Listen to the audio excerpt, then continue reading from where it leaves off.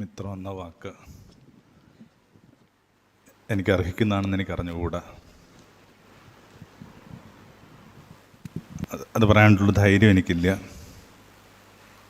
ഒരു മകൻ അല്ലെങ്കിൽ അനുജനെ കണക്കുള്ള പരിഗണനയാണ് എനിക്ക് അദ്ദേഹത്തിന് ലഭിച്ചിട്ടുള്ളത്. ഞാൻ റെപ്രസെൻ്റ് ചെയ്യുന്ന ഒരു ചർച്ചിനേക്കാൾ കൂടുതലായിട്ട് ഞാൻ സൗഹൃദ സ്നേഹഭാഷണങ്ങളിലും സുവിശേഷ ഭാഷണങ്ങളിലും ഒക്കെ ഏർപ്പെട്ടുള്ളത് ബഹുമാനപ്പെട്ട അച്ഛന്മാരും സമൂഹവും ചേരുന്ന ഈ സമൂഹമാണ്, മാർത്തോമ ചർച്ച. പക്ഷെ അത്രയും ഞാൻ എൻ്റെ പള്ളികളിൽ സംസാരിച്ചിട്ടില്ല. എനിക്ക് ചില സ്നേഹിതരൊക്കെ ഉണ്ടായിരുന്നു, അച്ഛനെ കണക്കും ഈ പഞ്ചന കണക്കും ഒക്കെ. പക്ഷെ മാർത്തോമ ചർച്ചിലേക്ക് എന്നെ ഇങ്ങനെ പതി വെച്ച് ഗ്രാഫ്റ്റ് ചെയ്തത് വാസ്തവത്തിൽ അത്തനീഷ്യസ് പിതാവായിരുന്നു. അപ്പോൾ ഇങ്ങനെ കൃത്യമായിട്ട് ക്ലർജി കോൺഫറൻസിൽ വിളിക്കുകയും സംഭാഷണങ്ങളിൽ എൻ്റെ പുസ്തകത്തെക്കുറിച്ച് പറയുകയും, അർത്ഥത്തിൽ ഇവിടെ ഉള്ള എല്ലാവരുടെ അത്ര ഓർമ്മ എനിക്കുമുണ്ട്. ഈ ഓർമ്മയെന്ന് പറയുന്നത് താനെ സംഭവിക്കുന്നതല്ല, നമ്മൾ സൃഷ്ടിക്കുന്നതാണ്. അത് ഞാൻ ഏതെങ്കിലും തരത്തിലൊക്കെ മനസ്സിലാക്കുന്നത് പിതാവിൽ നിന്നാണ്. ഇങ്ങനെ നിമിഷങ്ങൾ ഓർമ്മയാക്കുക, മേക്ക് മെമ്മറീസ്. നമ്മൾ വിചാരിക്കുന്ന കണക്ക് അത്ര സ്വാഭാവികമായിട്ട് സംഭവിക്കുന്നതല്ല. ഒരാൾക്ക് കൊടുക്കുന്നൊരു ശ്രദ്ധ, അയാൾ ഇടപെടുന്ന ഹൃദ്യത, അയാളുടെ കൊടുക്കുന്ന റെസ്പെക്റ്റേഷൻ, ഇങ്ങനെയൊക്കെയാണ് നിമിഷങ്ങൾ നമ്മൾ ഇങ്ങനെ ഓർമ്മയാക്കി എടുക്കുന്നത്. ഈ ക്രിയേറ്റഡ് മെമ്മറി. പള്ളിയിൽ നിന്നൊക്കെ നമുക്ക് വിചാരിക്കാവുന്നൊരു കാര്യമേ ഉള്ളൂ. ഇങ്ങനെ മടങ്ങിപ്പോകുന്ന രാത്രിയിൽ യേശു ക്രിയേറ്റഡ് എ മെമ്മറി. അതാണ് കുർബാന എന്ന് പറയുന്നത്. അതിങ്ങനെ താനേ സംഭവിച്ചതല്ല, അതിങ്ങനെ വളരെ പോയറ്റിക്കായിട്ട് സംഭവിക്കുന്നതാണ്. ഇങ്ങനെ ഒരു അപ്പം എടുത്തിട്ട് പറഞ്ഞു, ഇതെൻ്റെ ഓർമ്മയാണ്. അതിങ്ങനെ വെള്ളിയാഴ്ചയും ശനിയാഴ്ച അവിടെ തന്നെ ഇരുന്നു.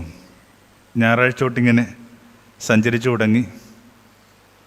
ഈ പ്രഭാതത്തിൽ നമ്മുടെ ദേവാലയത്തിൽ പള്ളിയിലെ മേശയിലൊക്കെ ആ ഓർമ്മ വീണ്ടും എത്തി. 2000 വർഷങ്ങളായിട്ട് ഇങ്ങനെ ഇഴമുറിയാത്തൊരു ഓർമ്മ പശ്ചാത്തലത്തിൽ നിൽക്കുന്നതുകൊണ്ടാണ് നമ്മൾ ഈ ഓർമ്മകൾക്ക് ഇത്രയും മൂല്യം കൊടുക്കുന്നത്. അദ്ദേഹം കടന്നു പോയിട്ട് 7 വർഷമാകുന്നു. ഓർമ്മ അതുപോലെ തന്നെ നമ്മൾ നിലനിർത്തുന്നുണ്ട്. അതിന് വിധമുള്ള ദുഃഖത്തിന് ശമനം ഉണ്ടായിട്ടുണ്ടാവും. പക്ഷെ അദ്ദേഹം ഉണ്ടാക്കിയെടുക്കുന്നൊരു ആറ്റിറ്റ്യൂഡ് മുമ്പോട്ട് കൊണ്ടുപോകണം നമ്മൾ ആഗ്രഹിക്കുന്നത് കൊണ്ടാണ് ഇത്തരം ചില അനുസ്മരണങ്ങളൊക്കെ. ഇങ്ങനെ ഈ വർഷം ഇങ്ങനെ സാഹിത്യമൊക്കെ ആയിട്ട് ബന്ധപ്പെട്ട് പ്രധാനപ്പെട്ടൊരു വർഷമാണ്. അതിന് കാരണം ഈ പാവങ്ങളെന്ന് പറഞ്ഞൊരു പുസ്തകം, ദ മിസറബിൾ എന്ന് പറയുന്ന പുസ്തകത്തിൻ്റെ മലയാളം വിവർത്തനം വന്നിട്ട് 100ാം വാർഷികമാണ്. അതിനകത്തൊരു ബിഷപ്പുണ്ട്, ഡിയിലെ ബിഷപ്പ്. ഒരു ദേശത്തിൻ്റെ ഷോർട്ട് ഫോമാണ് ഡി എന്ന് പറയുന്നത്. അത് വായിച്ചവരൊക്കെ ആ ബിഷപ്പിൽ പെട്ടുപോയിട്ടുണ്ട്. ഇങ്ങനെ ഒരു വാര്യത്തിൻ്റെയൊക്കെ ഒരു പശ്ചാത്തലമുള്ള ഒരു എഴുത്തുകാരി അവരുടെ ആത്മകഥയിൽ പറയുന്നത് ഇങ്ങനെയാണ്: അന്തിയിൽ തിരി കൊളുത്തുമ്പോൾ ഞാൻ ഒരു തിരി കൊളുത്തിക്കൊണ്ടിരുന്നത് ഡിയിലെ ബിഷപ്പിന് വേണ്ടിയാണ്. അത്രയും മലയാള ഭാവനയിലേക്ക് ചാഞ്ഞു കിടക്കുന്ന ഒരു തിരുമേനിയാണ് ഈ പറയുന്നത്. ഞാൻ അദ്ദേഹവുമായിട്ട് അത്തനീഷ്യസ് പിതാവൊക്കെ ആയിട്ട് കാണുമ്പോൾ എപ്പോഴും ഞാൻ വിചാരിക്കുന്നുണ്ട്, ഇതെങ്കിലും ഡിയിലെ ബിഷപ്പാണ്. അടുത്തിടെ ഒരു പുസ്തകത്തിൻ്റെ പ്രകാശനം നടന്നു. കൗതുകരമായൊരു കാര്യം, ആ പ്രസാദന ദിവസം തന്നെ അതിൻ്റെ കോപ്പികളൊക്കെ വിറ്റുപോയി. 2 ആഴ്ചയ്ക്ക് ശേഷം ഞാൻ ബുക്ക് സ്റ്റോളിൽ ചെല്ലുമ്പോൾ ആ പുസ്തകമില്ല. ആ പുസ്തകത്തിൻ്റെ പേര് ഇങ്ങനെ കമ്പിളിക്കണ്ടത്തിലെ കൽഭരണികൾ എന്ന് പറഞ്ഞ പുസ്തകമാണ്. കമ്പിളിക്കണ്ടം എന്ന് പറയുന്നത് എനിക്ക് തോന്നുന്നു ഇടുക്കിയിലെങ്ങാണ്ട് ഒരു വില്ലേജാണെന്നാണ് ഞാൻ മനസ്സിലാക്കുന്നത്. അവിടെ നിന്ന് ഇങ്ങനെ മുമ്പോട്ട് പോയിട്ടിപ്പോൾ ഫ്രാൻസിലൊരു യൂണിവേഴ്സിറ്റി പഠിപ്പിക്കുകയും ഫ്രഞ്ചിലും ഇംഗ്ലീഷിലും ഒക്കെ എഴുതുന്ന ഒരാളാണ് അതിൻ്റെ ഓതർ. അപ്പം അതിനകത്തൊരു ചാപ്റ്റർ ഇങ്ങനെ അത്തനീഷ്യസ് പിതാവിനെക്കുറിച്ചാണ്. പഠനം മുമ്പോട്ട് പോകുന്നില്ല, പഠിക്കാൻ ആഗ്രഹമുണ്ട്, താൻ പങ്ക് ചേരുന്നൊരു സഭയ്ക്കകത്തുനിന്ന് കാര്യമായിട്ടൊരു സൗഹൃദം കിട്ടുന്നില്ല, അനുകമ്പയെ കിട്ടുന്നില്ല. അപ്പോൾ ആരോ പറഞ്ഞു തൊട്ടടുത്തൊരു മാർത്തോമ പള്ളി ഉണ്ടാ.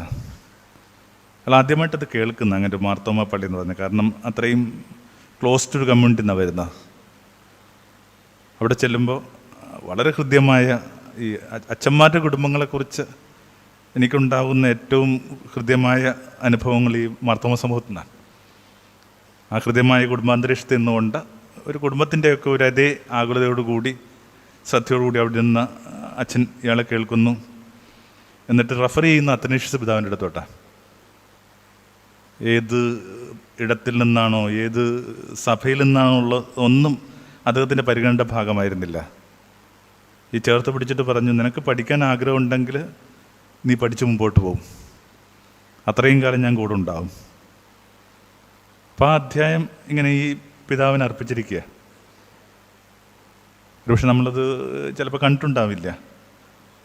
ഇങ്ങനെ ആരെങ്കിലുമൊക്കെ ആത്മകഥ എഴുതുമ്പോൾ കൃത്യമായിട്ട് ഒരധ്യായം ഇദ്ദേഹത്തിന് വേണ്ടി ഉണ്ടെന്നൊക്കെ കരുതുന്നതായിരിക്കും ഏറ്റവും നല്ല സന്തോഷം. അവരുടെ ജീവിതത്തിൻ്റെ ഏതൊരു ഘട്ടത്തിൽ ഇദ്ദേഹം ഉണ്ടായിരുന്നു. ഇത്രയുമൊക്കെ ഒരു അഞ്ജലിയുടെ ഭാഗമായിട്ട്, ഒരു ഹൃദയാഞ്ജലിയുടെ ഭാഗമായിട്ട് പറഞ്ഞിട്ട് നമുക്ക് നൽകിയിട്ടുള്ളൊരു വിഷയമുണ്ട്. അത് അദ്ദേഹത്തിൻ്റെ ആറ്റിറ്റ്യൂഡുമായിട്ട് ബന്ധപ്പെട്ട് രൂപപ്പെട്ട വിഷയമാണെന്ന് തന്നെ ഞാൻ വിചാരിക്കുന്നത്. ഓർമ്മ ഇങ്ങനെ സങ്കടപ്പെട്ടിരിക്കാൻ വേണ്ടിയല്ല, മുമ്പോട്ട് പോകാനുള്ള പ്രേരണയാണ്. ഓർമ്മകൾ എപ്പോഴും ഇങ്ങനെ സ്പ്രിംഗ് ബോർഡാണ്, നമ്മളതിനകത്ത് നിന്ന് കുത്തിച്ചാടേണ്ടതാണ്. അപ്പോൾ അദ്ദേഹവുമായിട്ട് വളരെ അടുപ്പമുള്ള ഒരു വിശ്വാസ സമൂഹം എന്ന നിലയിൽ നമുക്ക് കുത്തിച്ചാടാൻ വേണ്ടി സ്പ്രിംഗ് ബോർഡായിട്ട് ഉപയോഗിക്കാൻ വേണ്ടി തന്നിരിക്കുന്ന വിഷയമായിരുന്നു ഞാൻ വിചാരിക്കുന്നു ഈ അകലങ്ങൾ കുറയുക എന്നുള്ളത്. അകലമാണ് ഏറ്റവും വലിയ ഭയം. മനുഷ്യൻ്റെ ഏറ്റവും വലിയ ഭയങ്ങളൊന്നിങ്ങനെ അകലമാണ്. ചെറുപ്പത്തിൽ പഴയ വായിച്ചുള്ളൊരു കഥ കണക്കാണ്. ഒരു കുട്ടി ഇങ്ങനെ പള്ളിയിൽ പോകേണ്ട ഒരു ദിവസം അവനിങ്ങനെ കൂട്ടുകാരുമായിട്ട് യാത്ര പോവുകയാണ്. അവരുടെ നാടിൻ്റെയൊക്കെ ഒരു പശ്ചാത്തലത്തിൽ ഇങ്ങനെ കുതിരപ്പുറത്തുള്ള യാത്രയാണ്. യാത്ര മുമ്പോട്ട് പോകുമ്പോൾ പെട്ടെന്ന് ഈ കുട്ടി പറഞ്ഞ്, ഞാൻ തിരിച്ചു പോവുകയാണ്. ഇപ്പം എന്താ കാര്യം ചോദിക്കുമ്പോൾ അവനോട് കൂട്ടുകാരുടെ അടുത്ത് പറഞ്ഞു, ഇത്രയും നേരം എനിക്കെൻ്റെ പള്ളിയിലെ മണിനാദങ്ങൾ കേൾക്കാൻ പറ്റുന്നുണ്ടായിരുന്നു. ഇനി മുമ്പോട്ട് പോയി കഴിഞ്ഞാൽ എന്നെ തിരിച്ചു വിളിക്കാനായിട്ടൊരു മണിനാദം ഉണ്ടാവത്തില്ല. അപ്പം അതുകൊണ്ട് തന്നെ തിരിച്ചു വിളിക്കുന്ന ശബ്ദങ്ങൾ ഇങ്ങനെ മായുന്നതിന് മുമ്പ് മനുഷ്യൻ മടങ്ങണം.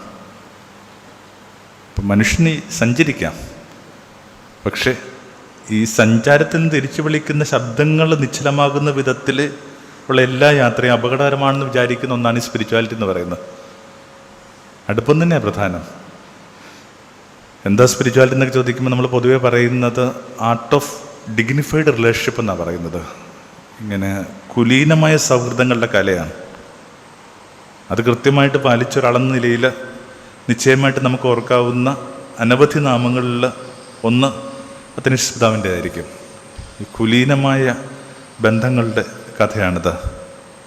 അപ്പോൾ എങ്ങനെയാണ് ഞാൻ വിചാരിക്കുന്നത് ഈ നൂറ്റാണ്ടിൻ്റെ ഏറ്റവും വലിയ കണ്ടുപിടുത്തം എന്താ? വ്യത്യസ്തമായ അഭിപ്രായങ്ങളുണ്ടാവാം. പക്ഷെ ഞാൻ മനസ്സിലാക്കുന്നത് നിങ്ങൾ നിങ്ങളുടെ കൈവശം കരുതുന്ന ആ മൊബൈൽ ഫോണാണ് ഈ നൂറ്റാണ്ടിൻ്റെ ഏറ്റവും വലിയ കണ്ടുപിടുത്തം. എവിടെയായിരിക്കുമ്പോഴും നിങ്ങളെ തമ്മിൽ ബന്ധിപ്പിക്കുന്നു. ഏതോ ഇങ്ങനെ കാനഡിയൻ നഗരത്തിലൂടെയോ ഗ്രാമത്തിലൂടെയോ ജോലി ചെയ്യുന്ന മകൻ നിങ്ങൾ ഈ പുലരിയിലും വിളിച്ചിട്ടുണ്ടാവും, അമ്മ ഇത്തിരി അങ്ങോട്ട് മാറി നിന്നാൽ കുറച്ചുകൂടി വെട്ടം കിട്ടും, അമ്മയുടെ മുഖമൊന്ന് കണ്ടോട്ടെ. അപ്പം ഞാൻ വിചാരിക്കുന്നു ഈ നൂറ്റാണ്ടിൻ്റെ കണ്ടുപിടുത്തമെന്ന് എന്തെങ്കിലും ഒരു കാര്യം വിശേഷണം അർഹിക്കുന്നുണ്ടെങ്കിൽ അത് മൊബൈലാണ്. സഞ്ചരിച്ചുകൊണ്ടിരിക്കുമ്പോഴും നിങ്ങൾ അകലങ്ങളിൽ ആവരുതെന്നുള്ള ആഗ്രഹമാണ് ഈ മൊബൈൽ എന്ന് പറയുന്നത്. അപ്പോൾ ബേസിക്കലി മനുഷ്യൻ്റെ ഏറ്റവും വലിയ ഭയം ഈ അകന്നു പോകുക എന്നുള്ള ഭയമാണ്. എല്ലാ അകലങ്ങളെയും വീണ്ടെടുക്കാമെന്ന ഒരാളെന്ന നിലയിലാണ് നമ്മൾ യേശുവിനെ പരിചയപ്പെടുന്നത്.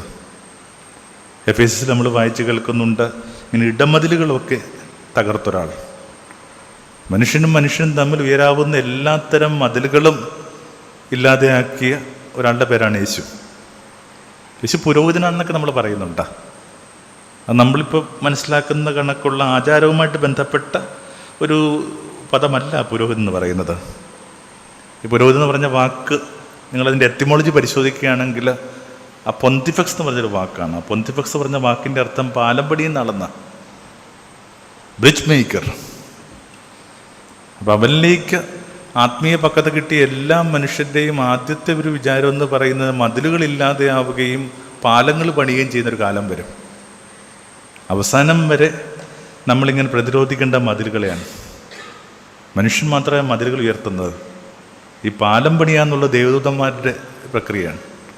അപ്പോൾ ആ അർത്ഥത്തിലാണ് ഇങ്ങനെ യേശുവിനെ വേദപുസ്തകം പരിചയപ്പെടുത്തുന്നത് പോലെ ഇങ്ങനെ ഇടമതിലുകളൊന്നും ഇല്ലാത്തൊരാൾ.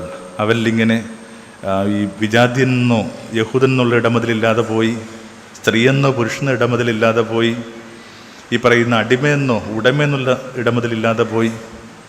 അപ്പം അത്തരം പ്രകാശമുള്ളൊരു ചിത്രം പശ്ചാത്തലത്തിലുണ്ട്.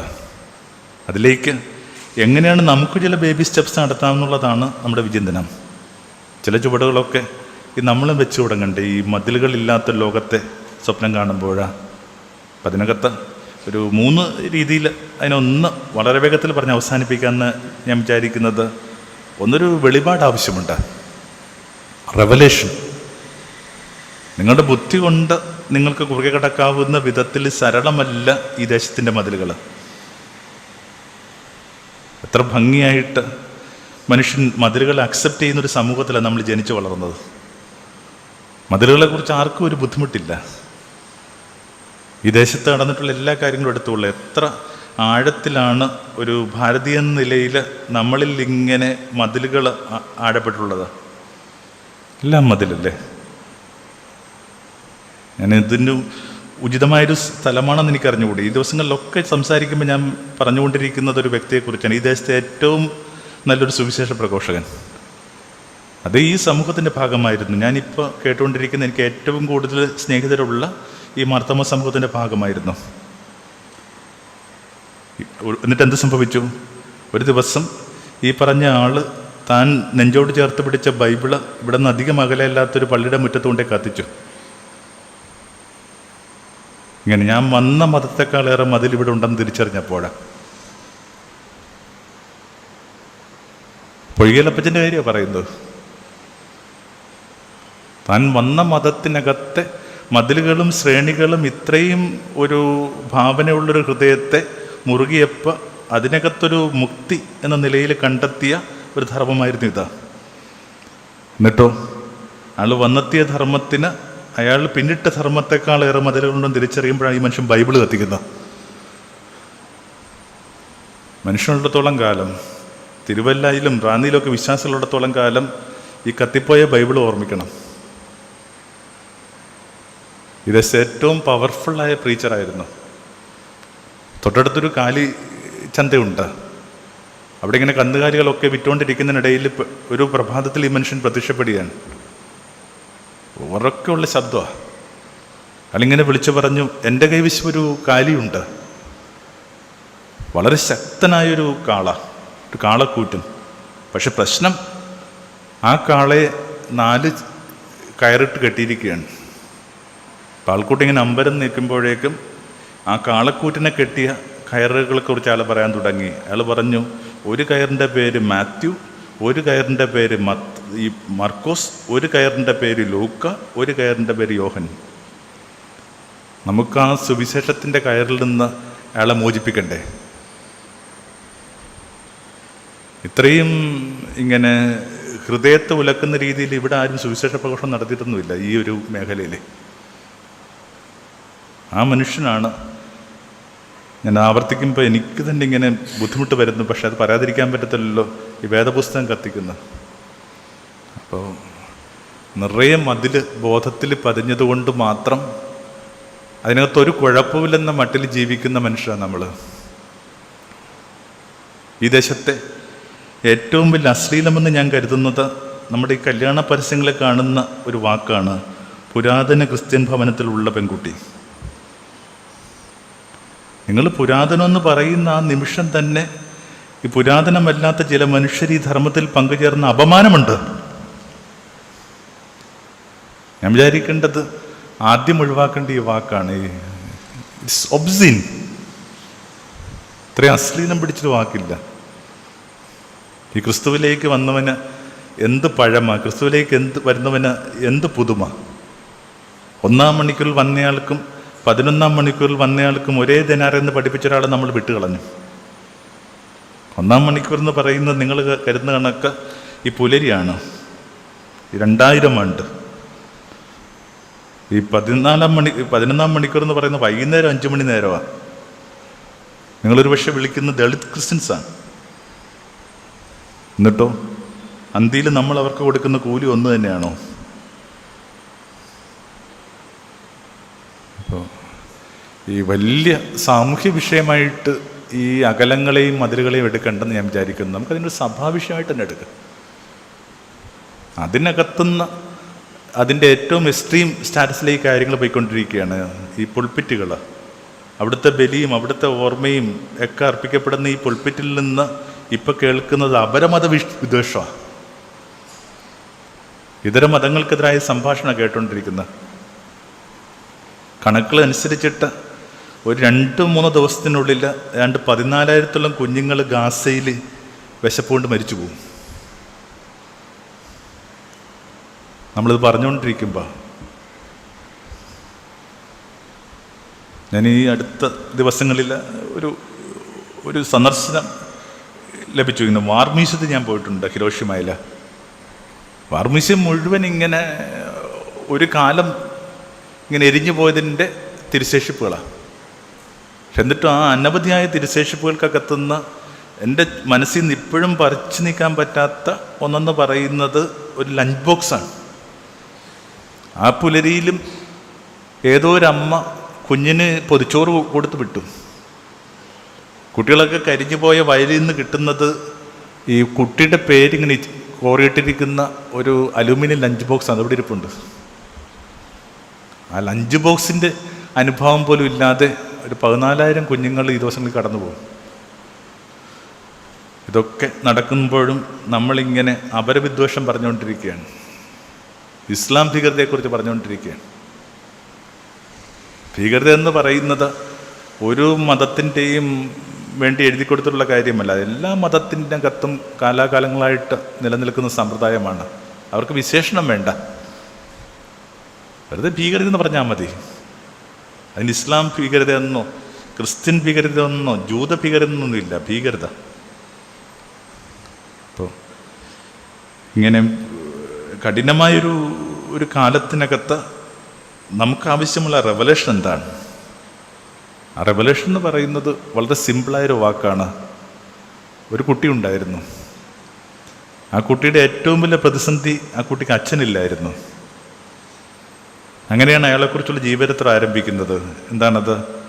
ആ കുട്ടിയുടെ അമ്മയുമായിട്ട് വിവാഹ നിശ്ചയത്തിൽ ഏർപ്പെട്ട പുരുഷൻ പെട്ടെന്നൊരു ദിവസം മനസ്സിലാക്കുന്നു ഈ സ്ത്രീ ഗർഭിണിയാണ്. ഇങ്ങനെ ആരംഭിക്കുന്നൊരു പുസ്തകമുണ്ട്. അതിന് വിളിക്കുന്ന വാക്കാ സുവിശേഷം എന്ന് പറയുന്നത്. തൻ്റെ പ്രതിശ്രുത വധു ഇങ്ങനെ കാരിങ് ആയിട്ട് ഒരു പുരുഷൻ കണ്ടെത്തുന്നു. ആരാണ് ഈ കുട്ടിയുടെ അച്ഛൻ?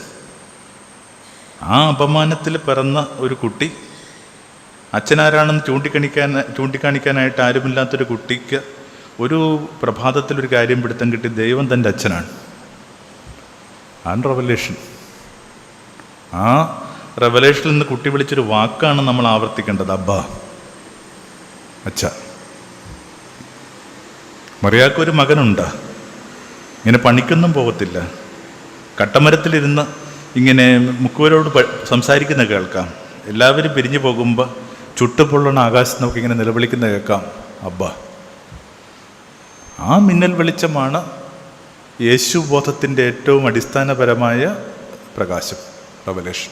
അബ്ബ കുഞ്ഞു വാക്ക.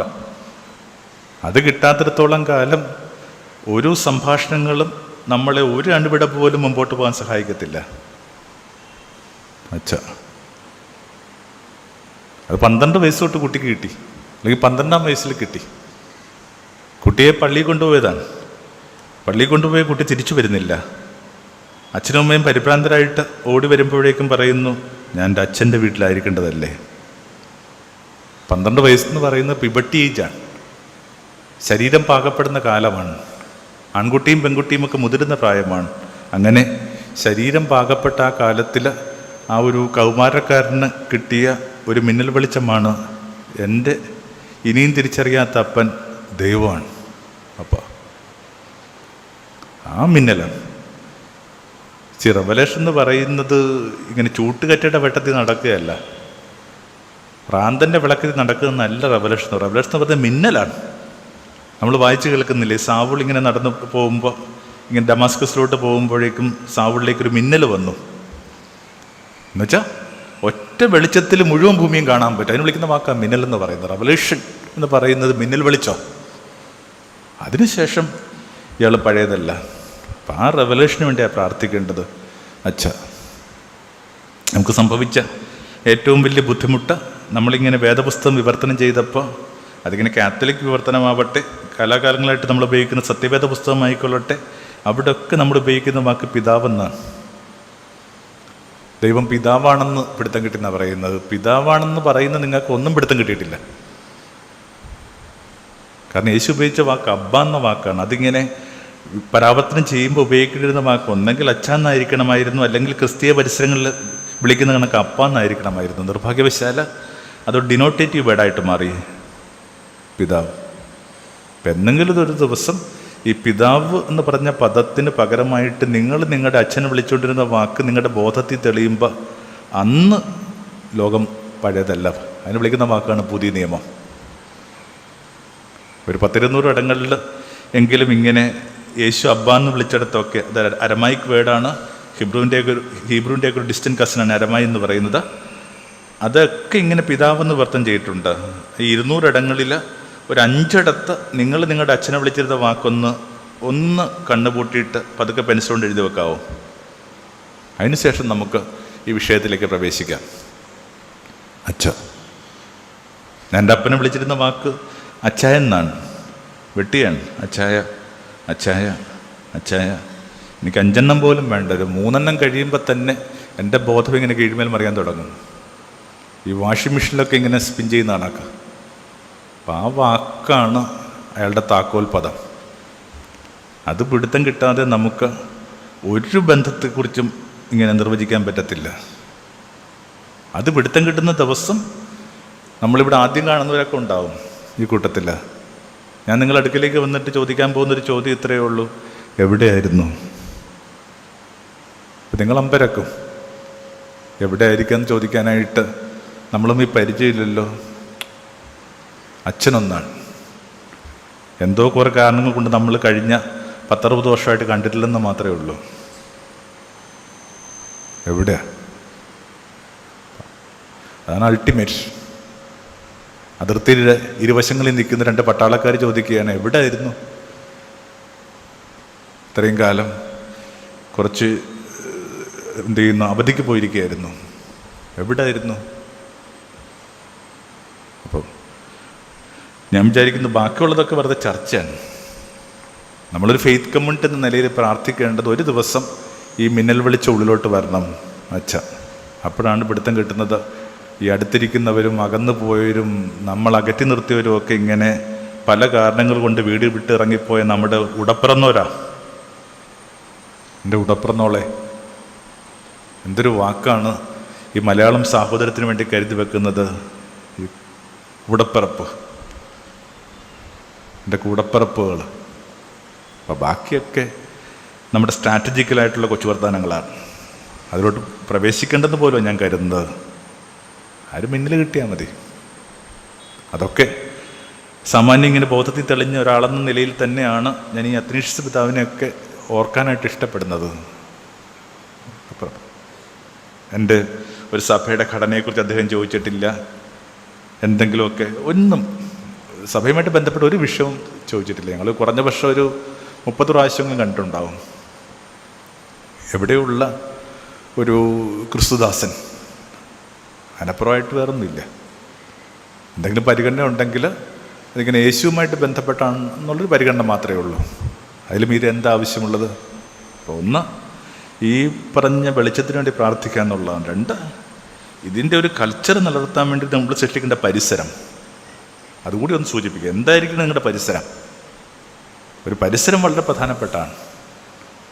നമ്മുടെ പരിസരം സൃഷ്ടിക്കേണ്ട 4 തരം മനുഷ്യരെക്കുറിച്ച് വേദപുസ്തകം പറയുന്നുണ്ട്. ഒന്ന്, നമ്മുടെ പരിസരത്തിലുണ്ടാവേണ്ട ഒരു വ്യക്തി എന്ന് പറയുന്നത് ഷേബായിലെ രാജ്ഞിയാണ്. നമ്മളങ്ങനെ ഒരു കാര്യം വായിച്ച് കേൾക്കും. അന്തിമ ദിനങ്ങളിൽ ഷേബായിലെ രാജ്ഞി എഴുന്നേറ്റിട്ട് ഈ തലമുറയെ വിധിക്കും. എന്താ കാര്യം? ഇതാ നിങ്ങളുടെ മുമ്പിൽ ശലോമോനേക്കാൾ അറിവുള്ള ഒരാൾ. എന്നിട്ട് നിങ്ങളയാൾ എന്തുമാത്രം ഉപയോഗപ്പെടുത്തി. ഒന്നതാണ് ഈ ജ്ഞാനമുള്ള മനുഷ്യർ നമ്മുടെ പരിസരത്തുണ്ടായിരിക്കുക എന്നുള്ള ഈ ജ്ഞാനാന്വേഷികളുണ്ടാവുക. ഷേബായിലെ രാജ്ഞി എന്നൊക്കെ പറയുന്നത് ജ്ഞാനാന്വേഷിയായ സ്ത്രീയാണ്. യഹൂദർക്ക് കടൽ ഭയമായിരുന്നു. നമ്മൾ ഈ ബൈബിളിൽ പറയുന്ന ഗലീലി പോലും കടലല്ല, അതിങ്ങനെ ഒരു തടാകമാണ്. ഒരു കടൽ മുറിച്ച് കടക്കുക എന്നുള്ളത് അവരുടെ രീതിയല്ല. കാരണം അവരുടെ ഏറ്റവും വലിയ പേടി സ്വപ്നം കടലാണ്. അതിനകത്തു നിന്നാണ് ഈ പറയുന്ന അപ്പക്കോളിപ്റ്റിക്കൽ റീഡിങ്സിനകത്തൊക്കെ ഈ ഡ്രാഗൺസൊക്കെ വരുന്നത്, വ്യാളികളൊക്കെ വരുന്നത്. നിങ്ങൾ ശ്രദ്ധിച്ചിട്ടുണ്ടാവും, വെളിപാടിൻ്റെ പുസ്തകത്തിൽ പറയുന്നൊരു കാര്യമുണ്ട്, വിശുദ്ധ നഗരിയിൽ കടലുണ്ടാവില്ല. ബാക്കി എല്ലാത്തിൻ്റെയും ഒരു ഇല്ലിമിറ്റ് റിപ്ലിക്ക ആ വിശുദ്ധബലിയിൽ ഉണ്ടാവുമെന്നാണ് സങ്കല്പം. പക്ഷേ ഇവിടെ ഉള്ളൊരു കാര്യം അവിടെ ആബ്സെൻ്റ് ആണ്. എന്താണത്? കടലുണ്ടാവത്തില്ല. കാരണം അത്രയും ഭയമാണ് കടലിന്. അങ്ങനെ പുരുഷന്മാർ ഭയക്കുന്ന, കടൽ യാത്ര ചെയ്യാൻ ഭയപ്പെടുന്നൊരു സമൂഹത്തിലേക്കാണ് ഇങ്ങനെ അനേക ദൂരം, അനേക നോട്ടിക് മൈൽ സഞ്ചരിച്ച ഒരു സ്ത്രീ വരുന്നത്. ഇപ്പം ഭൂമിയിലെ ജ്ഞാനാന്വേഷികൾ നമ്മളെ വിധിക്കുന്ന പറയുന്നത്. എന്തൊരു അറിവുള്ള മനുഷ്യൻ! അയാൾ നമ്മൾ എത്ര കുറച്ച് ഉപയോഗപ്പെടുത്തുന്നത്. ഓരോ വാക്കിനകത്തും ഇങ്ങനെ പ്രകാശത്തിൻ്റെ എന്താ പറയുക സൗരയൂഥങ്ങളല്ലേ. ഒരു വാക്കുകൊണ്ടൊക്കെ നമ്മൾ അടിമുടി പ്രകാശിപ്പിക്കാൻ പറ്റുന്ന വാക്കുള്ള ഒരാൾ നമ്മൾ എത്ര കുറച്ച് ഉപയോഗപ്പെടുത്തുക. അപ്പോൾ ഒന്നാമത്തത് നമ്മുടെ പരിസരത്തിനകത്ത് ഈ ജ്ഞാനാന്വേഷണം ഉണ്ടാകുക എന്നുള്ളതാണ്. ഒരുപക്ഷെ മറ്റു പലരെയും നിന്ന് അത്തനീഷ് പിതാവിനെ വ്യത്യസ്തമാക്കുന്ന ആ ഘടകമാണ്. ഈ മനുഷ്യൻ ജ്ഞാനാന്വേഷിയായ ഒരു മനുഷ്യനായിരുന്നു. നന്നായിട്ട് വായിക്കുകയും പഠിക്കുകയും ദേശം അംഗീകരിക്കുന്ന മനുഷ്യരെ പോയി കാണുകയും അവരുടെ ആശീർവാദം പ്രാർത്ഥിക്കുകയും ഒക്കെ ചെയ്തിട്ടുള്ള ഒരു മനുഷ്യനാണ്. നമുക്കറിയാം അദ്ദേഹത്തിന് ഈ ദേശത്തെ ഇത്തരം ജ്ഞാനാന്വേഷികളുമായിട്ടുള്ള ബന്ധം ഒന്നോ രണ്ടോ പേരിൽ ഒതുക്കേണ്ടതല്ല അത്, അല്ലെങ്കിൽ ഒന്നോ രണ്ടോ പേരിൽ ചുരുക്കാമെന്ന് പറയുന്നത് അധർമ്മമാണ്. എല്ലാവരും അവരുടെ രീതിയിൽ നമ്മുടെ ലോകത്തെ ഭംഗിയാക്കുന്നുണ്ട്. രണ്ടാമതായിട്ട് ഈ ഗ്രാമവാസികളുണ്ടോ എന്നുള്ളതാണ് കൂടെ. ഈ ഗ്രാമത്തിൽ നിന്ന് അകന്നു പോയിരിക്കുക എന്നുള്ള. യേശു പറഞ്ഞു, നിങ്ങൾ വിധിക്കാൻ പോകുന്ന മറ്റൊരു കൂട്ടരെന്ന് പറയുന്നത് നിനിവേ നിവാസികളാണ്. ആ നിനിവേ നിവാസികളെന്ന് പറയുന്നത് ഈ പറയുന്ന ഗുരുവചസ്സുകളെയൊക്കെ വളരെ ഡയറക്റ്റായിട്ട് എടുക്കുന്ന ഇങ്ങനെ ആത്മാർത്ഥമുള്ള മനുഷ്യ. ഗ്രാമോ, നിങ്ങൾ മാനസാന്തരപ്പെട്ടില്ലെങ്കിൽ ഈ പറയുന്ന നിനിവേ നശിക്കപ്പെടുമെന്നൊക്കെ പറഞ്ഞു കഴിഞ്ഞപ്പോഴേക്കും ദേശം ഉപവാസത്തിന് പോകാൻ തീരുമാനിച്ചു. അപ്പോഴവർ ഓർക്കുന്നത്, നമ്മൾ മാത്രം രക്ഷപ്പെട്ടൊരു കാര്യമില്ല, നമ്മുടെ എരുത്തിലെ പശുക്കളും രക്ഷപ്പെടണം, നമ്മൾ ഉഴാനായിട്ട് ഉപയോഗിക്കുന്ന കാള രക്ഷപ്പെടണം, നമ്മുടെ ഭാരം എടുക്കുന്ന ഈ പറയുന്ന കഴുത രക്ഷപ്പെടണം. എന്നിട്ട് അവരെന്ത് ചെയ്തു? ആ ദേശത്തെ മുഴുവൻ തിര്യക്കുകളെയും ഇങ്ങനെ ചാരം പൂശിയാൻ, അതിനെയൊക്കെ പട്ടിണി കിട്ടു, അതിനെ ഉപവസിപ്പിച്ചു. കാരണം എല്ലാവരും രക്ഷപ്പെടണം. അപ്പം അവരാ നിനിവേ നിവാസികളാണ്, ഈ ഗ്രാമീണ നിഷ്കളങ്കത പുലർത്തുന്ന മനുഷ്യരാണ്. ഞാൻ വിചാരിക്കുന്നു അതിനകത്ത് ഈ മനുഷ്യൻ ശ്രദ്ധിച്ചിട്ടുണ്ട്. ഇങ്ങനെ ഈ ഗ്രാമത്തിൽ നിന്ന് അകന്നു പോയിട്ടില്ല മനസ്സുകൊണ്ട്. ഹൃദ്യമായ ആ ഒരു രീതിയും ഇടപെടലും ഒക്കെ ഗ്രാമത്തിൻ്റെതാണ്. മെറ്റിക്കുലസ് അല്ലാത്തൊരു ബിഹേവിയറുണ്ട്, അടുപ്പമുണ്ട്. ചിലപ്പോൾ ശോഭിക്കുന്നതൊക്കെ ആയിട്ട് എനിക്കറിയാം. ശോഭമൊന്നും മോശം കാര്യമല്ല. ഇതൊക്കെ ഇങ്ങനെ പച്ച മനുഷ്യരാണ്. രണ്ടാമത്തെ ഈ പച്ച മനുഷ്യരെ മധ്യമായിരിക്കുക എന്നുള്ള യേശു തന്നെ വിശേഷിപ്പിക്കുന്നൊരു വാക്ക് ഇങ്ങനെയാണ്, പച്ച മനുഷ്യൻ. എവിടെ അത് പറയുന്നത്? പച്ചമരത്തോട് ഇപ്രകാരം ചെയ്യുന്നുണ്ടെങ്കിൽ പച്ച മനുഷ്യനാണ്. മൂന്നാമതായിട്ട് ഈ പറയുന്ന ചെറുപ്പക്കാരോട് നിങ്ങൾ അകന്നു പോയില്ല എന്നുള്ളതാണ്. അതിനകത്തും ഇദ്ദേഹം ശ്രദ്ധിക്കുന്നതായിട്ട് ഞാൻ ശ്രമിച്ചിട്ടുണ്ട്. ഇങ്ങനെ ചെറുപ്പക്കാരിൽ ഒപ്റ്റിമിസ്റ്റിക് ആയിരുന്നു. ചെറുപ്പക്കാർ എന്തുമാത്രം വിധിവാചകങ്ങൾ കൂടിയാണ് ഇവിടുത്തെ എല്ലാ സഭകളും നേരിട്ടുകൊണ്ടിരിക്കുന്നത്. ഇങ്ങനെ എന്തൊരു കഠിനമായ അപരാധമാണ്. എന്ത് ഈ സഭയെന്ന് പറയുന്നത് തന്നെ ഒരു ചെറുപ്പക്കാരൻ തുടങ്ങിയ സംഭവത്തിൻ്റെ പേരാണ്. ഒരു മരപ്പണിക്കാരനായ ചെറുപ്പക്കാരൻ ആരംഭിച്ച ധർമ്മമാണ്. അയാൾ കടന്നു പോകുമ്പോൾ പോലും അയാൾക്ക് 30-33 വയസ്സേ ഉള്ളെന്നാണ് നമ്മൾ വിചാരിക്കുന്നത്. ആരായിരുന്നു അയാളുടെ കൂടെ ഉണ്ടായിരുന്ന 12 പേര്? 14 വയസ്സ് തൊട്ട് 24 വയസ്സ് വരെയുള്ളവർ. നമ്മളതൊക്കെ മറന്നുപോയി. നമ്മുടെ ക്ലാസിക് പെയിൻറ്റിങ്ങിനകത്തൊക്കെ ഇവരെ പ്രായമുള്ള മനുഷ്യരായിട്ട് ചിത്രീകരിച്ചിട്ട് നമ്മൾ ഇതൊരു ചെറുപ്പക്കാരുടെ സൗഹൃദ ഇടമാണെന്നുള്ളത്, ഹബ്ബാണെന്നുള്ള കാര്യം നമ്മൾ മറന്നുപോയി. വെറുതെ കുറേ ചെറുപ്പക്കാർ കണ്ട സ്നേഹഭാവനയുടെ പേരാണ് സുവിശേഷം. അതുകൊണ്ടാണ് യേശു അവരുടെ അടുത്ത് പറഞ്ഞത് ഇങ്ങനെ ലോകത്തിൻ്റെ അതിരുകളിലേക്ക് പോവുക. പ്രായത്തിൽ കൂടി ചെന്നവർക്ക് അതിരുകളെന്നൊക്കെ പറയുന്നത് വളരെ ചെറുതാണ്. തങ്ങൾ സംസാരിക്കുന്ന ഭാഷ, തങ്ങൾ പാർക്കുന്ന ദേശം, ഇത്രയൊക്കെ ഉള്ളു അവരുടെ അതിരുകൾ. ആ അതിരുകളിൽ സ്വപ്നം മീതെ സ്വപ്നം കാണാൻ പറ്റുന്ന യവനം. യവനക്കാരോടൊപ്പം ഇരിക്കുന്നുള്ളതാണ് മൂന്നാമത്തെ നമ്മുടെ പരിസരത്തിൽ. അവരെ നമ്മൾ അപ്ഡേറ്റ് ചെയ്യുന്നത്.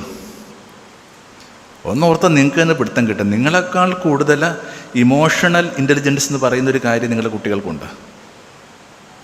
പണ്ടൊക്കെ നമ്മൾ പഠിച്ചുകൊണ്ടിരുന്ന കാലത്ത് ഈ ഇൻ്റലിജൻസ് എന്നൊക്കെ പറയുന്നത് പരീക്ഷയ്ക്ക് കിട്ടുന്ന മാർക്ക് മാത്രമായിരുന്നു. ഇപ്പം നിങ്ങൾ വെറുതെ ഫോണിലൊന്ന് ഗൂഗിൾ ചെയ്ത് നോക്കൂ. ഇൻ്റലിജൻസ് ഒരു 7 ലെവലെന്ന് ചിലയിടങ്ങളിൽ, 12 ലെവലെന്ന് ചിലയിടങ്ങളിൽ, അതിൻ്റെ ആദ്യത്തെ 2-3 ഇടങ്ങളിൽ തന്നെ വാക്കുകളിൽ തന്നെ നമ്മൾ വായിച്ച് കേൾക്കും വൈകാരിക ബുദ്ധി. അത് ഒരു തർക്കമില്ലാതെ പറയുകയാണ്, നിങ്ങളെക്കാൾ കൂടുതൽ നിങ്ങളുടെ കുഞ്ഞുങ്ങൾക്കാണ്. അപ്പോൾ ആ കുഞ്ഞുങ്ങളോട് ഇങ്ങനെ ആദരപൂർവ്വം വർത്തിക്കുക എന്നുള്ളത്. അതുകൊണ്ടാണ് യേശു പിശാചുക്കളെ ഒഴിവാക്കുന്നത് പിശാചുക്കളുടെ തലവനായ ബീൽസെബൂളിനെ കൊണ്ടാണെന്നൊക്കെ പറഞ്ഞു കഴിയുമ്പോഴേക്കും യേശു പുഞ്ചിരിച്ചുകൊണ്ട് പറഞ്ഞു, ദാറ്റ്സ് ഫൈൻ. പക്ഷെ എനിക്കൊരു കുഞ്ഞ് പ്രശ്നമുണ്ട്. എന്താണത്? നിങ്ങളുടെ മക്കളും അത് ചെയ്യുന്നുണ്ട്.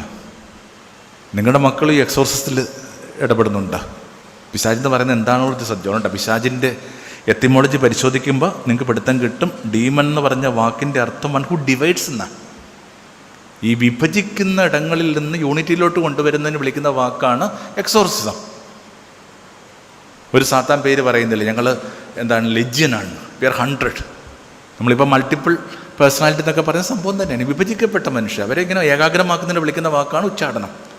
അപ്പം ഞാനിത് ചെയ്യുന്നുണ്ടെങ്കിൽ നിങ്ങളുടെ കുഞ്ഞുങ്ങൾ എന്താ ചെയ്യുന്നത്? അപ്പോൾ അവരൊന്ന് പരിങ്ങി. അപ്പോൾ യേശു പറഞ്ഞു, അങ്ങനെയെങ്കിൽ നിങ്ങളുടെ കുട്ടികളായിരിക്കും നിങ്ങൾ വിധിക്കാൻ പോകുന്നത്.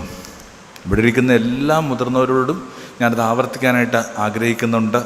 നിങ്ങളുടെ ജീവിത സായന്തനത്തിൽ വിധിക്കാൻ പോകുന്ന നിങ്ങളുടെ കുട്ടികളായിരിക്കും.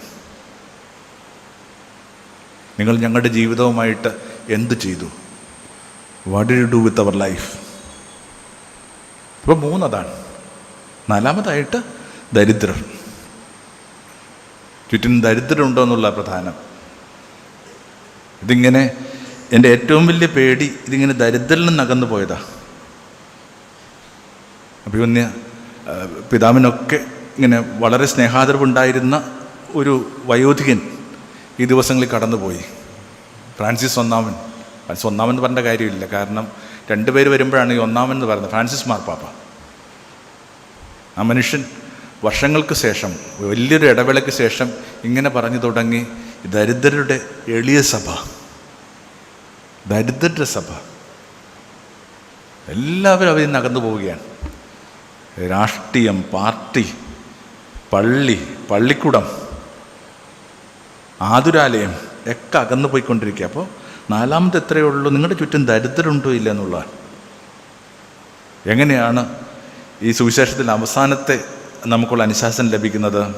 യേശു അവരോട് പറഞ്ഞു, നിങ്ങൾ ജെറൂസലേം വിട്ട് ഗലീലിലേക്ക് പോകും. എന്താ ജെറൂസലേം എന്ന് പറയുന്നത് നമ്മുടെ സിറ്റിയാണ്. Where politics and religion gets in unholy wedding. ഈ അവിശുദ്ധ ബാന്ധവം രാഷ്ട്രവും മതവും തമ്മിൽ നടത്തുന്നിടത്തിൻ്റെ പേരാ ജെറൂസലേം.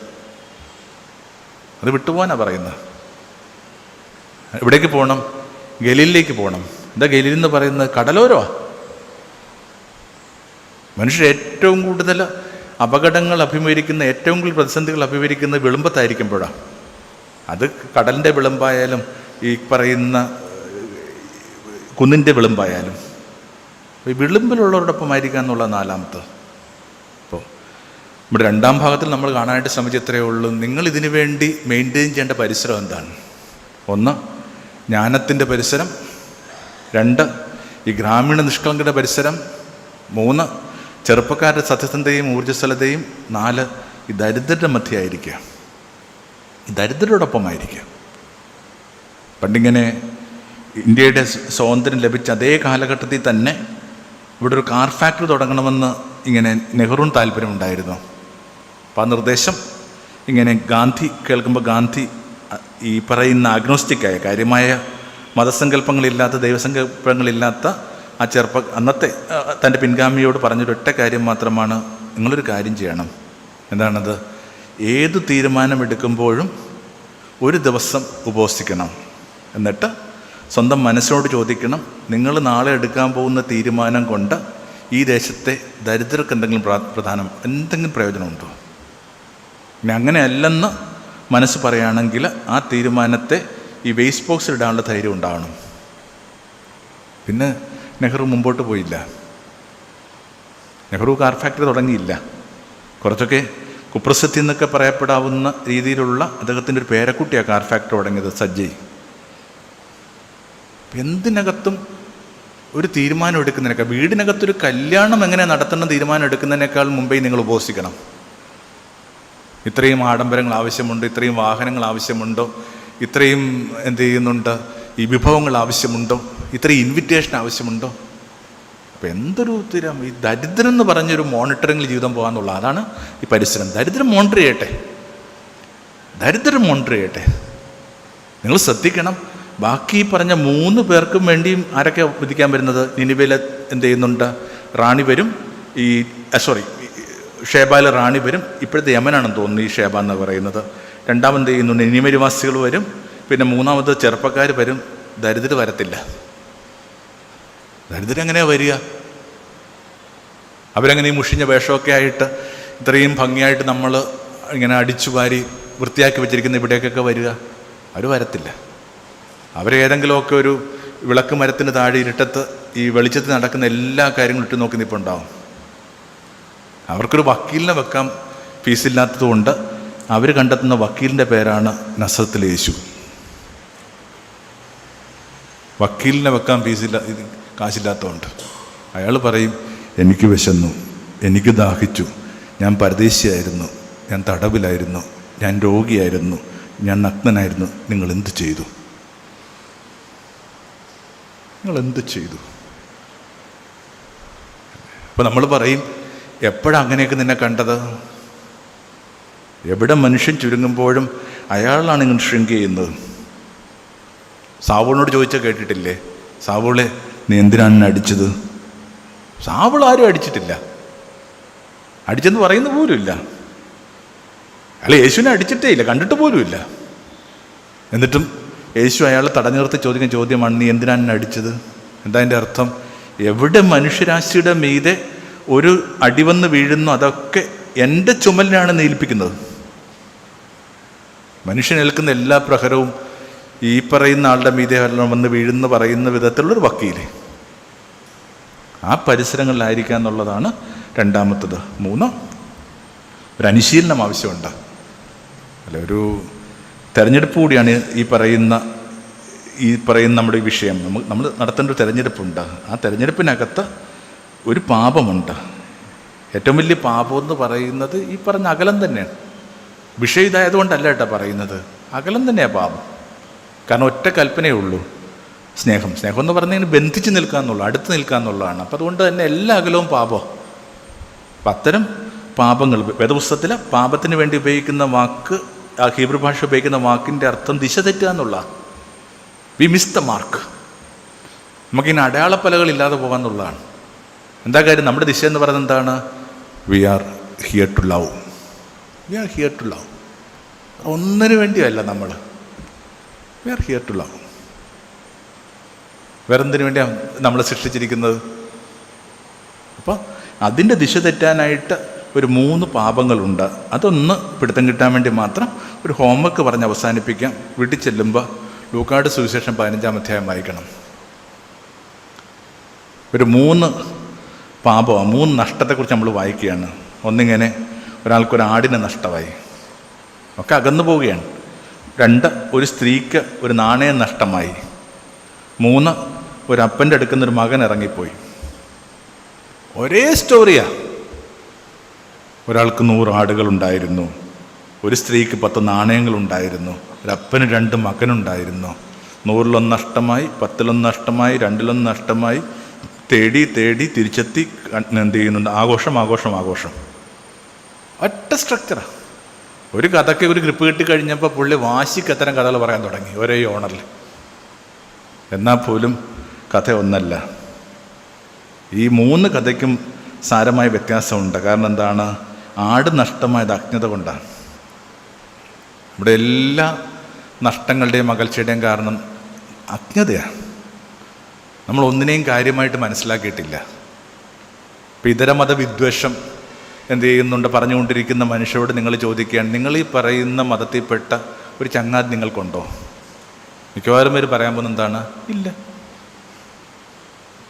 പിന്നെ നിങ്ങൾക്ക് ഇതിനകത്തുള്ള ധൈര്യം എന്താണ് ഇതിനെക്കുറിച്ചൊക്കെ പറയാനായിട്ട്? എന്ന് പറയുന്നത് ഇൻക്ലൂസീവ്നെസ്. അറിവ് വർദ്ധിക്കുന്നതനുസരിച്ചിട്ടാണ് ഇൻക്ലൂസീവ് ആവുന്നത്. ജെൻഡറിനെ സ്വീകരിക്കാൻ പറ്റുന്നത് അല്ല. വീടിനകത്തൊക്കെ തന്നെ പെൺകുട്ടിയോട് വീട് അടിച്ചു വരാൻ പറയുകയും ആൺകുട്ടിയോട് കടയിൽ പോകാൻ പറയുകയും ചെയ്യുന്ന വിധത്തിലുള്ള ഒരു ജെൻഡർ വ്യത്യാസം ഉള്ളിൽ കിടപ്പുണ്ടല്ലോ. ആ പറയുന്ന സംഭവം ഇതൊക്കെ ക്രോസ് ചെയ്യണമെങ്കിൽ അത്യാവശ്യം ജ്ഞാനം ആവശ്യമുണ്ട്. You need to learn. ഒരു ഓൺഗോയിങ് ഫോർമേഷൻ വേണം. ഇപ്പോൾ ഈ പറയുന്ന തേർഡ് ജെൻഡറിനെ കുറിച്ചുള്ള റെഫറൻസ് വരുന്നത് ഏഷ്യയിലാണ്. ഏഷ്യയുടെ ടെക്സ്റ്റിൽ ആദ്യമൊക്കെ വരുന്നത് ഇവരെ വലിയ രീതിയിൽ ബുദ്ധിമുട്ടുണ്ടാക്കുന്ന സ്റ്റേറ്റ്മെൻറ്റ്സാണ്. എന്നാൽ നിങ്ങൾക്കറിയാവുന്നതുപോലെ ഏഷ്യ എന്ന് പറയുന്ന ഒരൊറ്റ രചയിതാവല്ല, പല കാലഘട്ടങ്ങളിലെ കമ്പൈൽഡ് വർക്കാണ് ഏഷ്യ എന്ന് പറയുന്നത്. അപ്പോൾ ഏഷ്യയുടെയൊക്കെ അവസാനം വരുമ്പോഴേക്കും ഇവരെ മാലാഖമാരെ കണക്കാണ് പരിഗണിക്കുന്നത്. എന്താ കാര്യം? ആ കാലഘട്ടത്തിൽ ഈ പ്രത്യേക കമ്മ്യൂണിറ്റി തങ്ങളിൽ മാത്രം ജീവിക്കുകയും അതിന് പുറത്തു പോകാൻ താല്പര്യപ്പെടാതിരിക്കുകയും യാത്ര ചെയ്യുമ്പോൾ പുറത്തുനിന്ന് ഭക്ഷണം കഴിക്കാതിരിക്കാൻ വേണ്ടി ഭക്ഷണം പാകപ്പെടുത്തി കൊണ്ടു നടക്കുകയും ചെയ്തിരുന്ന ആ കമ്മ്യൂണിറ്റി, വെരി ക്ലോസ് സൊസൈറ്റി, അവർക്ക് എന്ത് ചെയ്യുന്നുണ്ട്? എക്സ്പോഷർ കിട്ടി.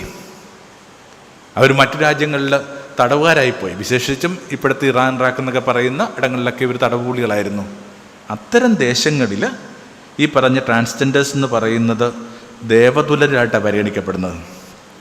അവിടുത്തെ പ്രധാനപ്പെട്ടുള്ള പല പൊസിഷൻസും ഇവരാണ് ചെയ്തുകൊണ്ടിരുന്നത്. നിങ്ങൾ ശ്രദ്ധിച്ചാൽ നിങ്ങൾക്ക് മനസ്സിലാവും, ക്രിസ്ത്യാനിറ്റിയോട്ട് ആദ്യം വന്നൊരു മനുഷ്യൻ പോലും തേർഡ് ജെൻഡറാണ്. നടപടി പുസ്തകങ്ങൾ വായിക്കും. എത്തിയോപ്യ രാജ്ഞിയുടെ ഭണ്ഡാര വിചാരിപ്പാരൻ, ഫിനാൻസ് മിനിസ്റ്ററാണ്. അപ്പോൾ അവിടെ ലഭിക്കുന്ന ഈ പരിഗണനയെക്കുറിച്ച് ബോധം കിട്ടിയ മനുഷ്യർ തിരിച്ചു വന്നതിന് ശേഷം തങ്ങളുടെ കാഴ്ചപ്പാടുകളെ ശുദ്ധീകരിച്ചു. ഇപ്പം ജ്ഞാനമാണ് വ്യത്യാസം ഉണ്ടാക്കുന്നത്. നിങ്ങളുടെ കുട്ടികൾ ഇത്തരം മനുഷ്യരെ കളിയാക്കുന്നതായിട്ട് കണ്ടിട്ടുണ്ടോ? കാരണം അവർക്കറിയാം ലോകത്ത് 2 ജെൻഡർ മാത്രമല്ല. അവരിങ്ങനെ പല വാക്കുകൾ എഴുതും, എന്നിട്ട് ഒരു പ്ലസ് കൂടി ഇടും. ജി എന്ന് തുടങ്ങിയിട്ട് അല്ലെങ്കിൽ എല്ലെന്ന് തുടങ്ങിയിട്ട് ജി ഇങ്ങനെ കൂട്ടി കൂട്ടി കൂട്ടി വന്നിട്ട് ഒരു പ്ലസ് കൂടി ഇടും. നമുക്ക് ആകപ്പാടെ അറിയാവുന്നത് മെയിൽ ആൻഡ് ഫീമെയിൽ മാത്രമായിരുന്നു. ആ പ്ലസ് എന്ന് പറയുന്നത് ലോകത്തുള്ള തുറവിയാണ്. ഇനിയും പിടുത്തം കിട്ടാത്ത ഈ ബോഡി എന്ത് ചെയ്യുന്നുണ്ട്, ഓറിയൻറ്റേഷനുള്ള മനുഷ്യർ വരും, അവർക്ക് വേണ്ടി ആ പ്ലസ് ഇട്ടിരിക്കുന്നത്. അപ്പോൾ ഒന്നിതാണ് ഈ അജ്ഞത കൊണ്ട് സംഭവിച്ച പാപങ്ങൾ. എല്ലാ പാപം, ഈ ഹോസ്റ്റിലിറ്റിയൊക്കെ അജ്ഞത കൊണ്ടാണ് സംഭവിച്ചത്, അറിവില്ലായ്മ ഉണ്ടാ. ഞാൻ ചിലപ്പോൾ ഇങ്ങനെ ആലോചിക്കാറുണ്ട്, ആ ഒരു കാത്തലിക് സെക്ടറിൽ നിന്ന് നമ്മുടെ ഒരു കമ്മ്യൂണിറ്റിയിലോട്ട് വരുന്ന ആദ്യത്തെ 1-2 പേരിൽ ഒരാൾ ഞാനാണ്. എൻ്റെ വീടെന്ന് പറയുന്ന ആലപ്പുഴയാണ്, പൂങ്കാവ. അവിടുന്ന് സൈക്കിൾ ചവിട്ടിയാൽ പോലും 3/4 മണിക്കൂർ മതി തിരുവല്ലയിലോട്ട് വരാനായിട്ട്. എന്നിട്ടോ അങ്ങോട്ടും ഇങ്ങോട്ടും എന്തെങ്കിലും കൊടുക്കൽ വാങ്ങലുണ്ടായോ? ഞാനിവിടെ വന്ന് സംഭാഷണങ്ങൾ ആരംഭിക്കുമ്പോൾ എൻ്റെ അടുത്ത വീട്ടിലെ അമ്മച്ചിമാരൊക്കെ പറയും, നീ ഇപ്പോൾ അവിടെ പോവല്ലേ? നമ്മൾ എന്താ കാര്യം? അവർക്ക് മാതാവൊന്നുമില്ലടാ.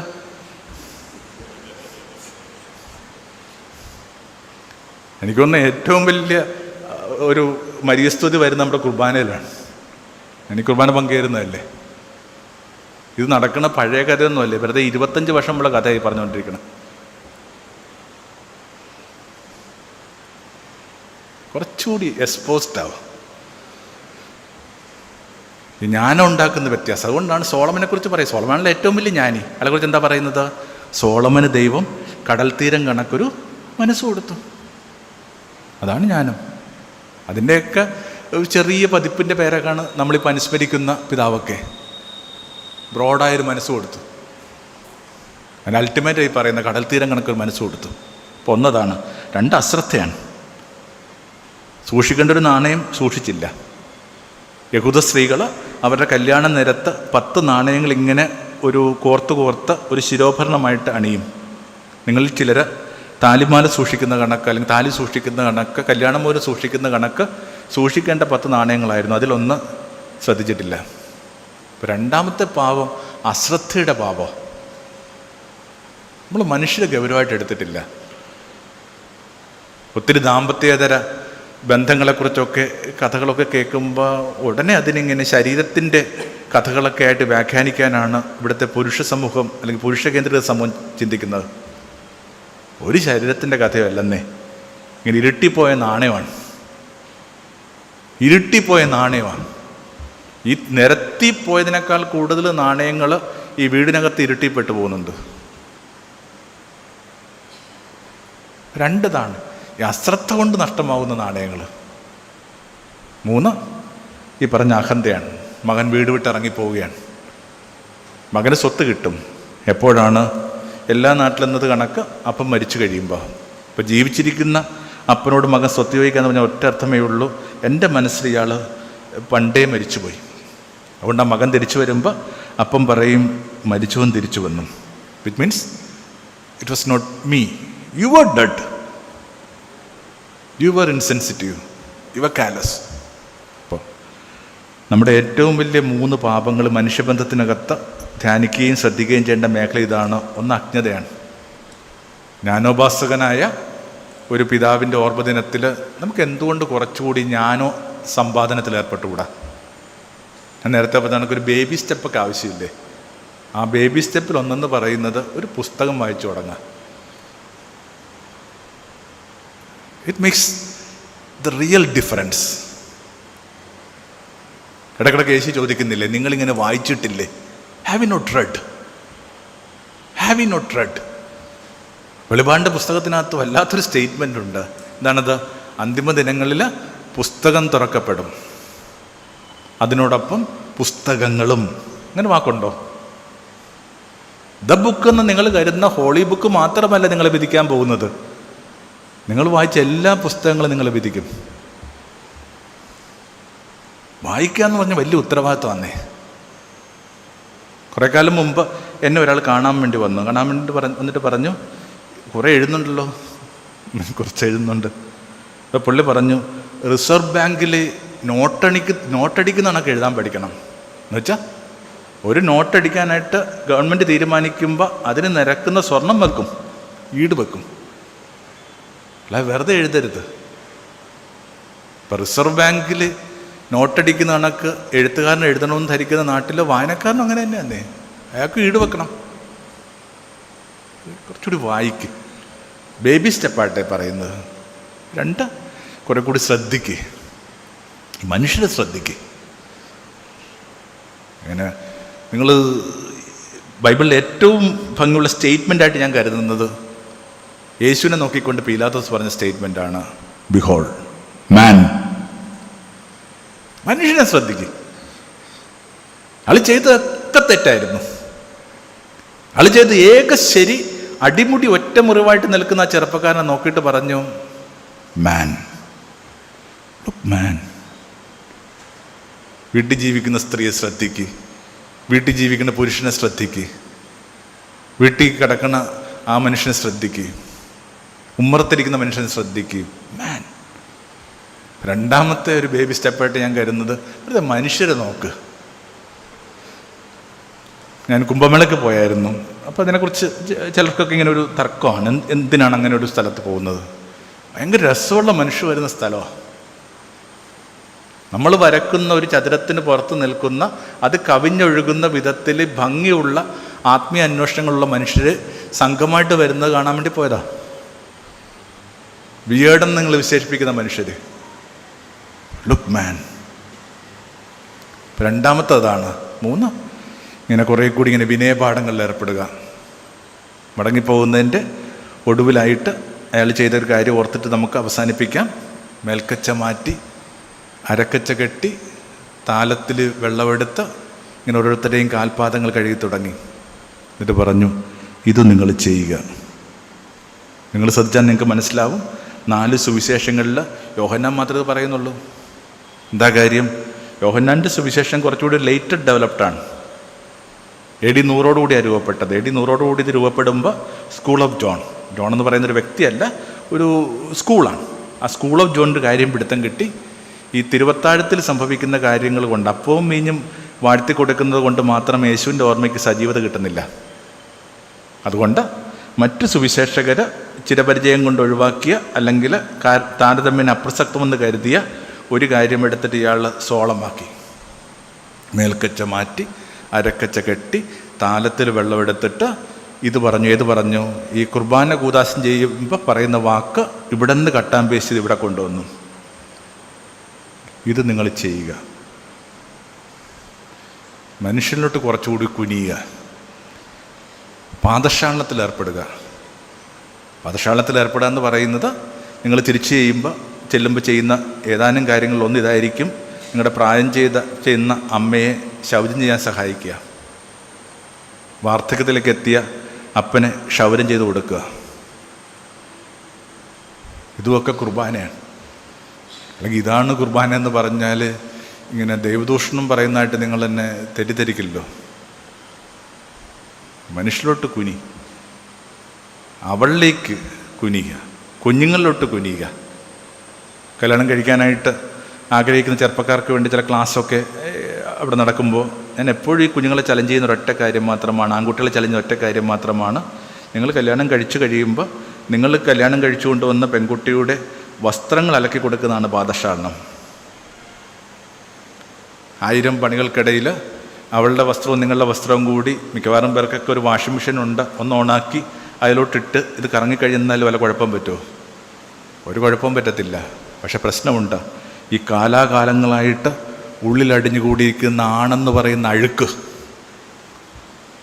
അതിന് മീതെ കടക്കാൻ പറ്റുന്നില്ല.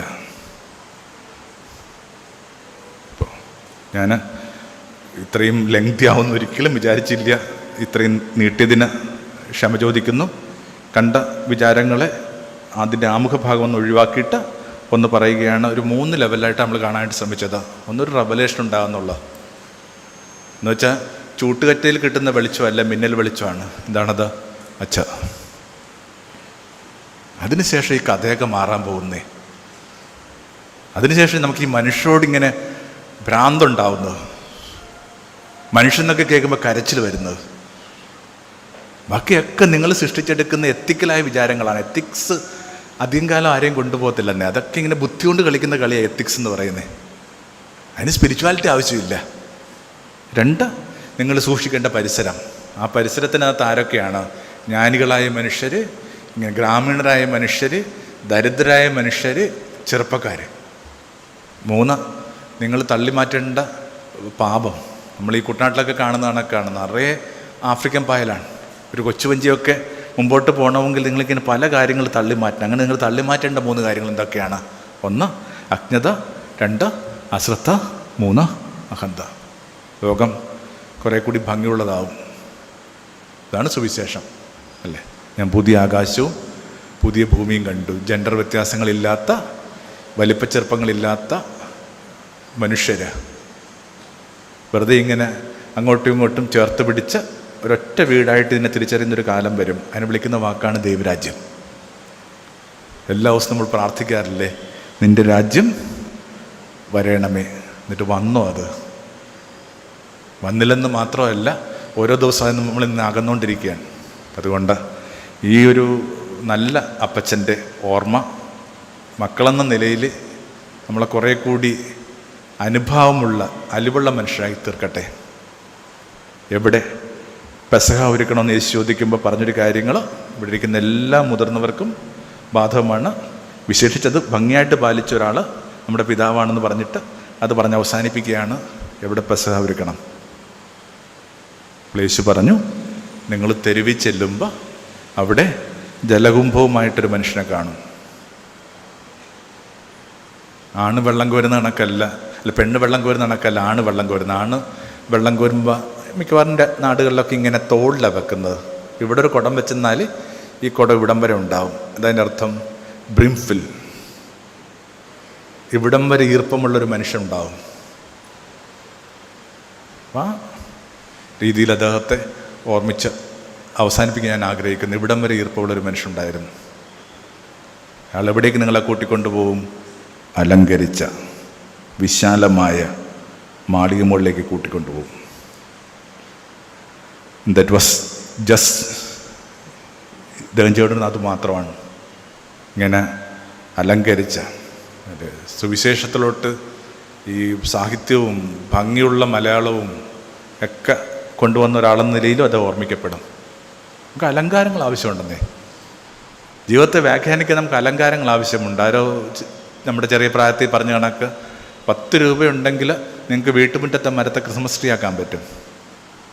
10 രൂപക്ക് ചൈന പേപ്പർ വാങ്ങുക, അങ്ങോട്ടും ഇങ്ങോട്ടും വെട്ടുക, തൂക്കിയിടുമ്പോൾ വീട്ടുമുറ്റത്തെ മരം എന്താവും? ക്രിസ്മസ് ട്രീ ആവും. ജീവിതത്തിന് അലങ്കാരം ആവശ്യമുണ്ട്. അതുകൊണ്ടാണ് നമുക്ക് കഥകളിലൂടെ എല്ലാം പഠിപ്പിക്കുന്ന വേദപുസ്തകം പറയുന്നേ. ഇത്രയും വലിയൊരു കവി ഈ ലോകത്തുണ്ടായിരുന്നു. നസ്രത്തിലെ യേശുവിനെ കണക്ക് അവിടുത്തെ കവിതയായിരുന്നു. ഇന്ന് വിരിഞ്ഞ് അന്തിയിൽ കൊഴിഞ്ഞ നാളെ അടുപ്പിന് വിറകായി മാറുന്ന വയൽപ്പൂക്കളെ അവൻ സോളമനേക്കാൾ ഭംഗിയായിട്ട് അലങ്കരിച്ചിട്ടുണ്ട്. ഇത്തിരി പൂവിനോടൊക്കെ ഇങ്ങനെ സംസാരിക്കാനായിട്ട് പറ്റിയ കവികളുണ്ടായിരുന്നു. വയൽപ്പൂക്കൾ. ഓയൻവേക്കത് ഭാഷയിൽ ഉപയോഗിക്കുന്നുണ്ട്. ഈ വയൽപ്പൂക്കൾ പോൽ നാം കൊഴിഞ്ഞാലും. ഈ കവിതയാണ്. അലങ്കരിച്ചൊരു ലോകമുണ്ട്. 2 വിശാലം, ബ്രോഡ്. ലോകം കുറേ കൂടി ബ്രോഡാവട്ടെന്നേ. കുഞ്ഞുങ്ങളെ യൂറോപ്പിലോട്ട് വിടുന്ന അല്ലാതെ നമ്മുടെ ജീവിതം ഇനിയും ബ്രോഡായിട്ടില്ല അല്ലേ? ഏറ്റവും നല്ല തെളിവ് ഈ 10-12 എയർപോർട്ടിലൂടെ കറങ്ങി ഇറങ്ങി തിരിച്ച് ഈ പറയുന്ന നെടുമ്പാശ്ശേരി വരുമ്പോൾ നമ്മൾ കുട്ടികളുടെ അടുത്ത് പറയും, അവിടെ നിന്ന് എങ്ങും അനങ്ങല്ലേ, വീട്ടിൽ നിന്ന് വണ്ടി വരുമ്പോഴേ കയറാറുള്ളൂ. ഏറ്റവും വലിയ ദൂരം ഇതാണല്ലോ. നമ്മൾ ബ്രോഡായിട്ടൊന്നും ഇല്ല.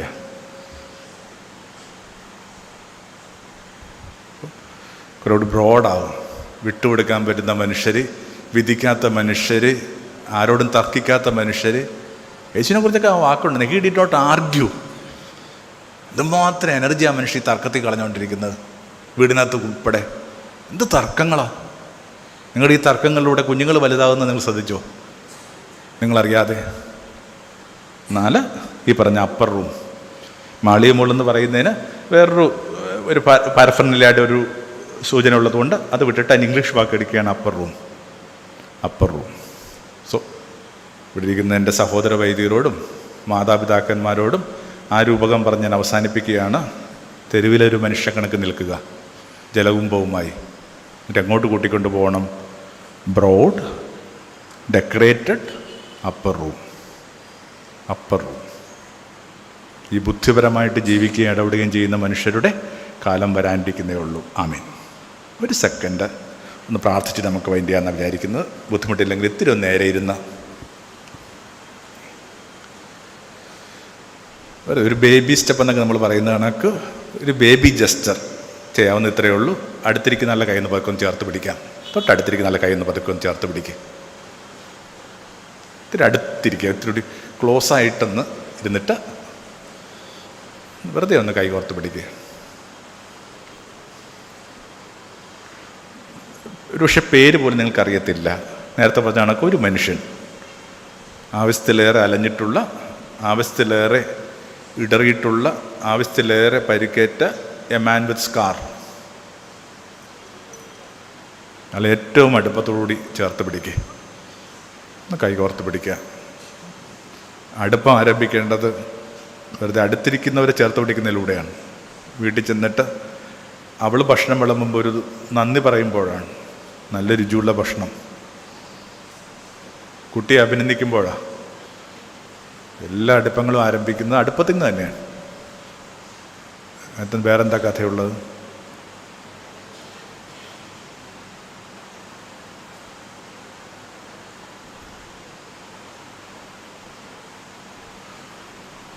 എത്ര റെസ്പെക്റ്റോട് കൂടി. റെസ്പെക്റ്റ് പറയുന്നത് നേരത്തെ പറഞ്ഞ കണക്ക് മൈ ബ്രദർ. എന്തോ കാരണം കൊണ്ട് പലയിടങ്ങളിൽ ജീവിക്കേണ്ടി വന്ന ഉടപ്പിറന്നവരാണ് നമ്മൾ.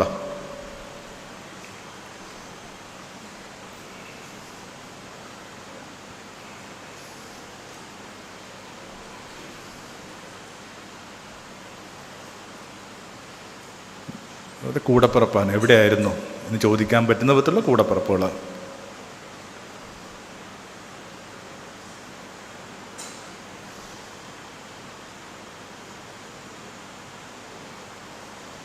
ഒന്ന് കണ്ണുപൂട്ടി കരം ഒന്നുകൂടി ഏകാഗ്രമാക്കി ഒരാൾക്ക് എന്തുമാത്രം ശ്രദ്ധയോടുകൂടി ഒരാളെ തൊടാനാവും അത്രയും ശ്രദ്ധയോടുകൂടി തൊട്ട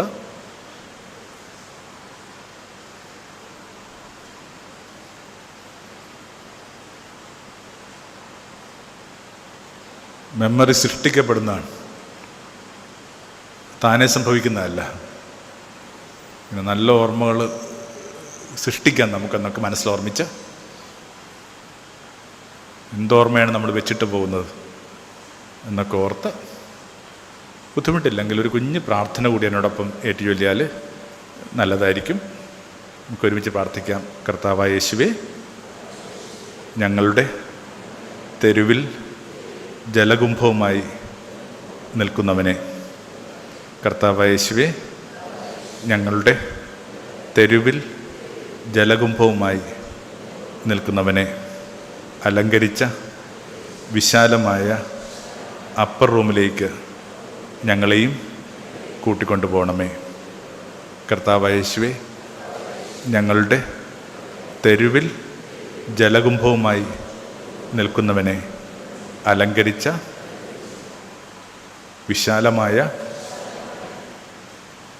ഉന്നതമായ മാളിക മുകളിലേക്ക് ഞങ്ങളെയും കൂട്ടിക്കൊണ്ടു പോകണമേ. ആമേൻ.